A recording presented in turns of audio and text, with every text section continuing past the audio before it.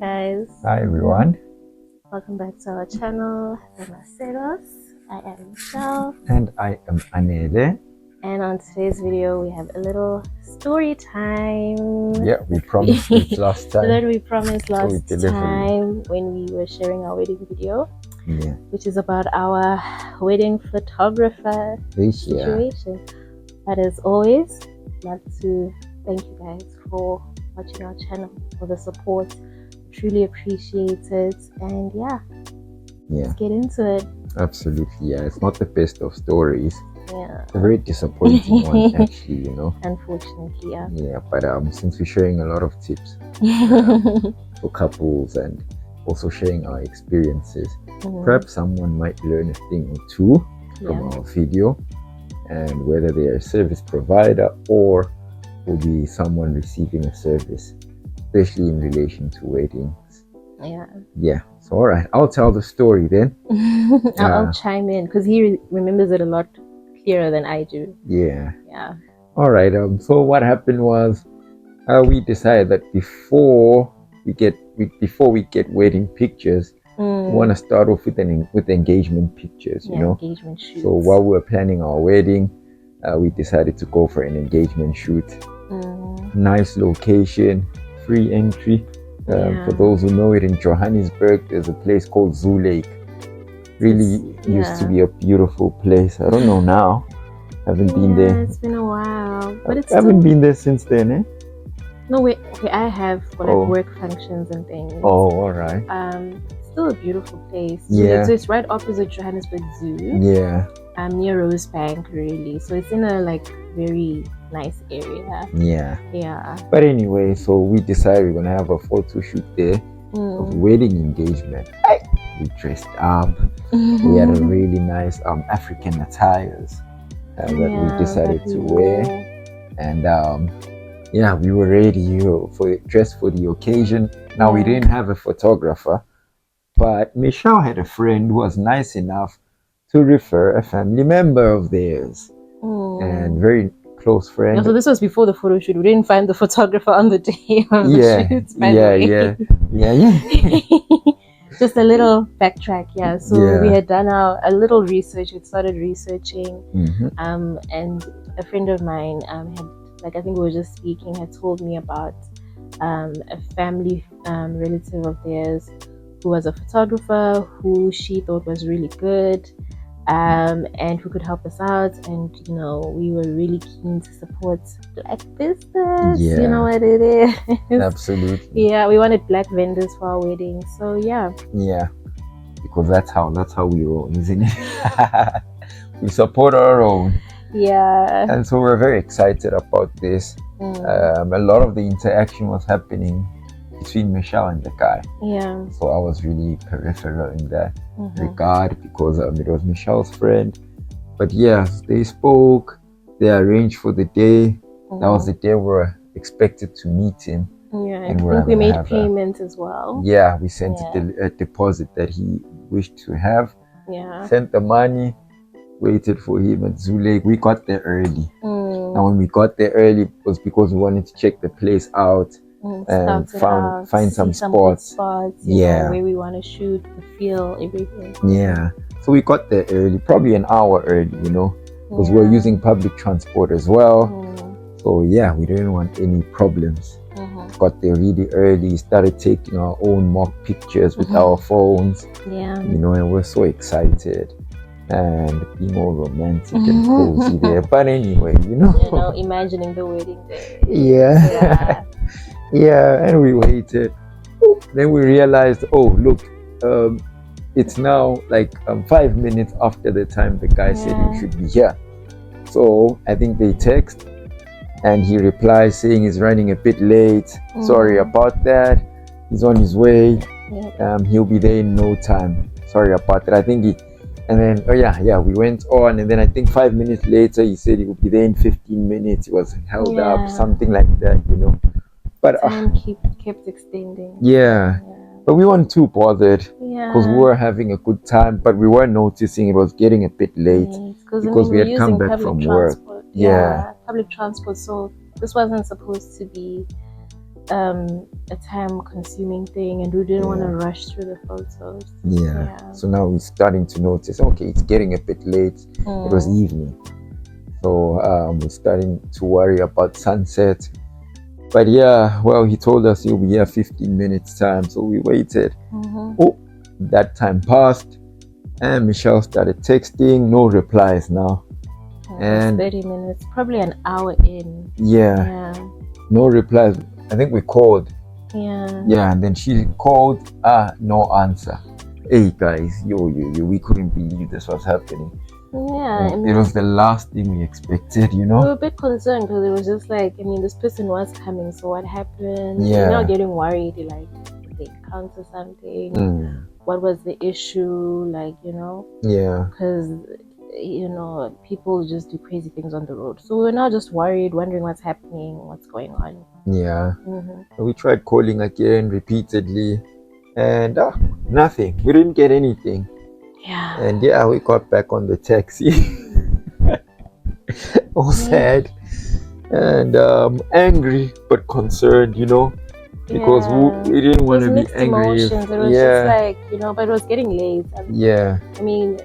Johannesburg is not like how it is in Cape Town or here, where if the weather is good or if it's like during summer or something, the sun sets later on. Yeah. So, already we could tell it's okay now. It's not gonna work anymore for the pictures. So I guess we might have to reschedule, find out what's going on. Hopefully he's okay.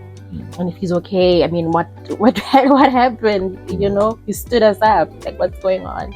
So yeah. Yeah. And it was the first time we have such an experience where we've been stood up to be at a place, so it was very new to us as well. But yeah, as you can see, we're very happy souls. It didn't bother us too much. Yeah. But Michelle then told a friend.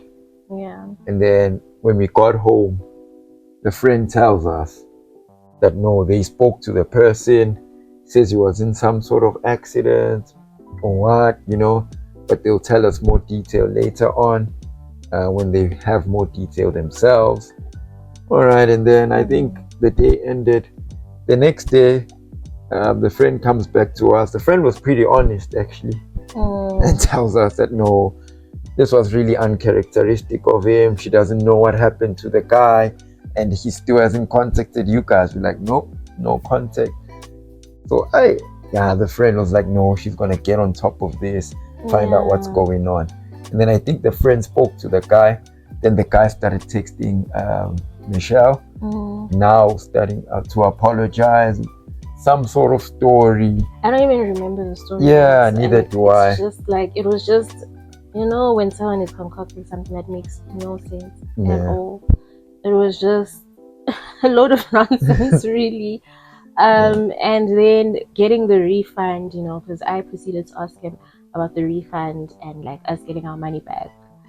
Because clearly, like, we just picked up like, this is probably not gonna work. Yeah. And photos are just one of those things you do not play with for your wedding. Yeah. And we were just seeing, I know if this can happen, imagine wedding day. Engagement photo shoots, you can always get dolled up again and figure it out and shoot later on. But wedding day, you can't like, oh guys, let's re-invite everyone come again for this day so we shoot pictures.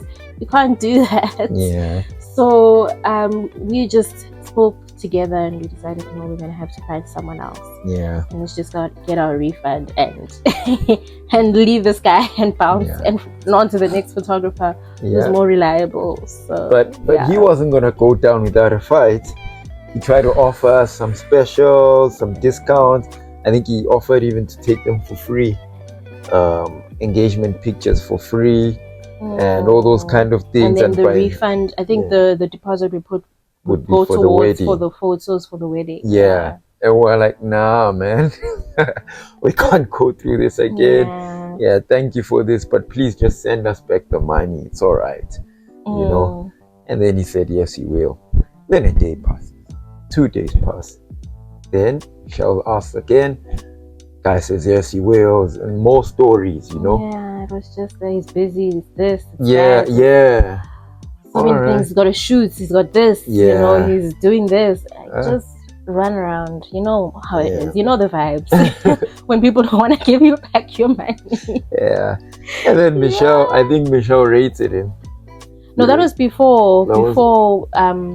I think it was. I mean, that was after we got the refund. Before I left a review. Yes. You would never have gotten the refund if I left a review. But they had some interaction. You had some interaction. Yeah, we were speaking. So I was the main person speaking to the photographer. Yeah. And he just wasn't sending the money. And then I just got frustrated. I went to Anele. I'm like, look.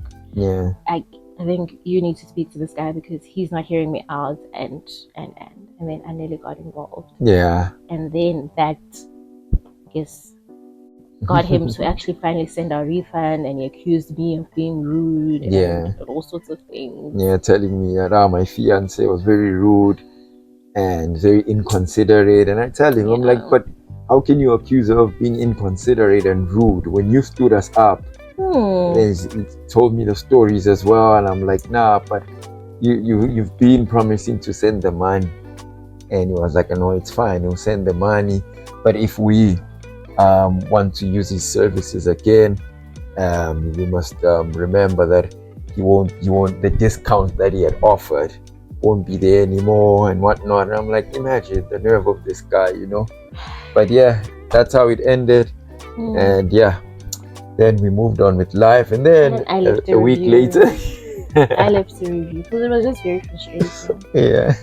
I just left an honest review, so just to warn others to say, hey, you know, especially with, like I said, wedding photos are very, very special. It's your one day.